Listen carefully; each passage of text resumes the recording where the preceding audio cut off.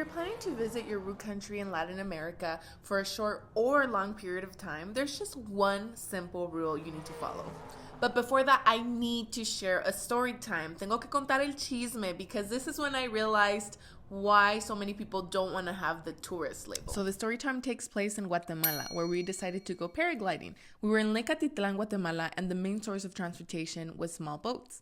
It was 7:30 p.m. and it was the last boat ride to be able to go back to our lodging. We actually had to take a tuk-tuk with 6 people to get to the boat in time.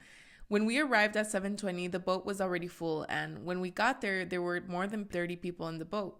People who spoke English started talking amongst themselves because that was a lot of people for that boat. Well, I'm not really sure how this escalated, but there was a white woman that was arguing with the driver. The driver was desperately trying to come up with a solution, and I saw how anxious he was getting. For me, it was the tone. The way that she was saying things was making me angry. So just about I was about to get up and tell her something, her friend politely looked at her and told her to shut up. Yo, this woman was straight up starting to yell at the poor man trying to figure it out. I can understand wanting to voice your concerns, but there's a way to do it. And acting entitled as if you owned the place is not the way to do it. So that's the problem with a lot of tourists when you go to Latin America. So yeah, you guessed it. I've seen your comments. The number one rule for ethical travel is to not be a jerk.